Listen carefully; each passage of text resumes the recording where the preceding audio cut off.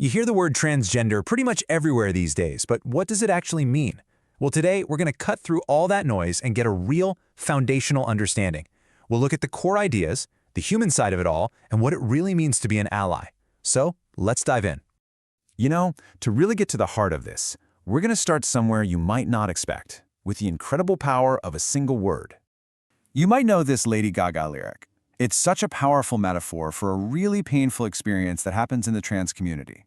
That feeling of being completely taken down by just one seemingly small action.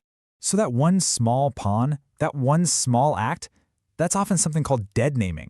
It's when you use a person's old name after they've transitioned. And for them, it can feel like you're straight up denying who they are right now.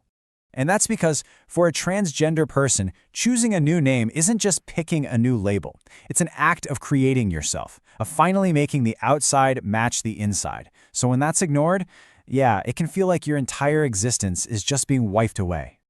Okay, so now that we've kind of touched on that personal impact, let's zoom out and look at some of the foundational ideas behind identity. All right, this right here is probably one of the most important things to get right, and it's something we all tend to mix up. Gender identity, that's your internal feeling, that deep down sense of who you are. On the other hand, sex assigned at birth is just the label a doctor puts on your birth certificate based on anatomy.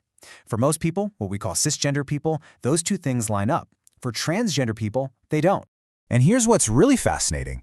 Even biology isn't a simple black and white binary. We tend to think of sex as just one thing, but it's actually a mix of chromosomes, hormones, and anatomy. In fact, up to 1.7% of people are born intersex, meaning their bodies don't fit neatly into those typical male or female boxes. So biology isn't this simple on-off switch, it's much more like a spectrum. Now, for some trans people, that mismatch between who they know they are inside and what their body looks like on the outside can cause this really intense pain. It's called gender dysphoria. And this is absolutely crucial to understand. The goal of transitioning or getting support is to relieve that distress. The identity itself was never the problem.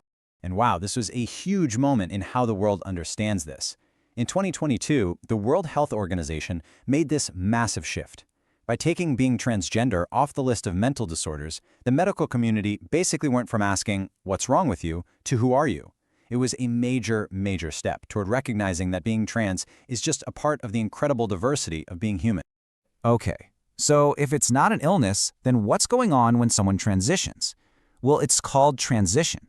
And it's not so much about changing who you are, it's about finally becoming who you were all along. And this journey, look, it's completely unique to every single person. There is no checklist, no right way to do it. For some, it might involve social changes, like a new name or different pronouns. For others, it could be legal stuff, like updating their ID.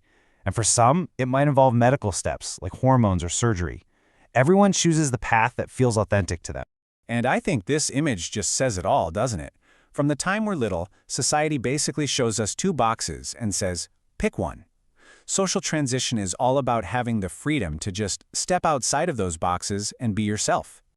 And on the legal front, things are definitely starting to shift. Some governments are actually making it easier for people to be legally recognized as who they are. Take Germany's 2024 Self-Determination Act. It basically got rid of a bunch of bureaucratic hurdles, recognizing that an individual has the right to their own identity. But changing a law on paper is one thing. Changing what it's like to walk down the street, that's a whole other story. And yeah, this is a tough one to talk about, but it's so important. This statistic from Transgender Europe is just devastating.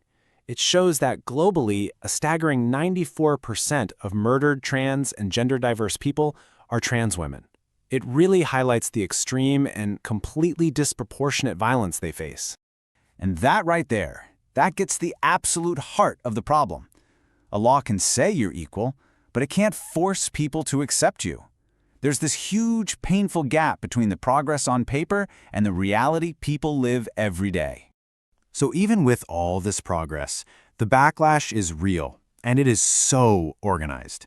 You see it in the hate campaigns online, the anti-trans laws popping up in different places, and these media stories that are just designed to stir up fear. For so many people, the fight for just basic safety and acceptance it's a daily thing. Okay, so where do we go from here? The final part of our explainer is all about turning this knowledge into something we can actually do. It's about building a bridge. And really, this is the question for every single one of us, right? How do we personally help bridge that gap between not knowing and actually having empathy? You know, it all starts with really simple acts of respect. Use the name and pronouns someone asks you to.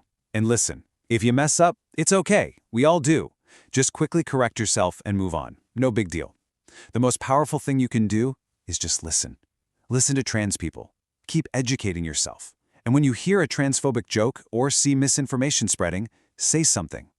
Being an ally isn't about one grand gesture. It's about all the small, consistent things you do to help make the world a little safer. So I want to leave you with this idea. Think about dignity. It's not like a cake, right, where if I give you a slice, I have less for myself. What if it's the opposite? What if by making sure everyone has a seat at the table, by sharing that dignity and respect with transgender people, we don't lose anything? What if we actually make the whole pie bigger for every single one of us?